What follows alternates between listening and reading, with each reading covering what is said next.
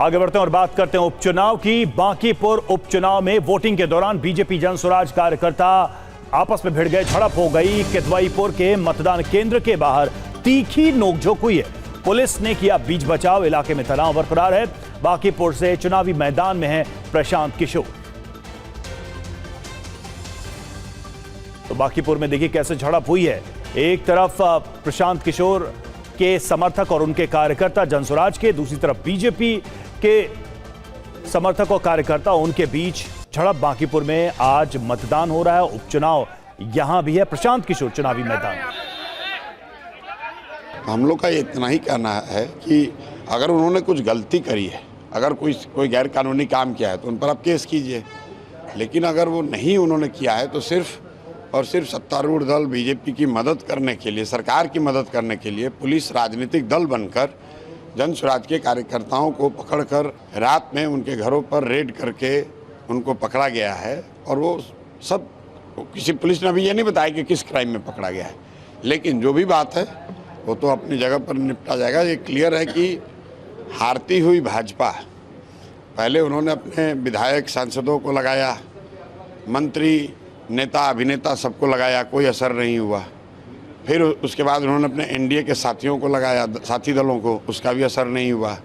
फिर इन लोगों ने नीतीश कुमार, बीमार नीतीश कुमार का एक फेक वीडियो भी जारी करके देख लिया, उसका भी असर नहीं हुआ। 2 दिन धुआंधार पैसा, घर घर पैसा बटा है।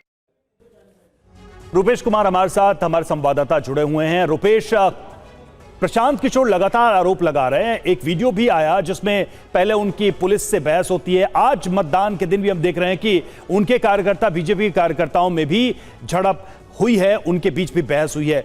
क्यों हो रहा है ये सब? क्या आरोप है प्रशांत किशोर के, और आज के दिन भी ये स्थिति क्यों है? देखिए, ये बताता है कि कितना महत्वपूर्ण है और कितना बीजेपी की प्रतिष्ठा की लड़ाई और प्रशांत किशोर के अस्तित्व की लड़ाई, और ये लड़ाई एक तीखे मोड़ पर पहुंच गई है। पूरी रात जिस तरह से प्रशांत किशोर थाने में, प्रशांत किशोर भी पहुंच गए, उसके बाद भी वो आरोप लगा रहे हैं। अभी एक झड़प भी हुई है।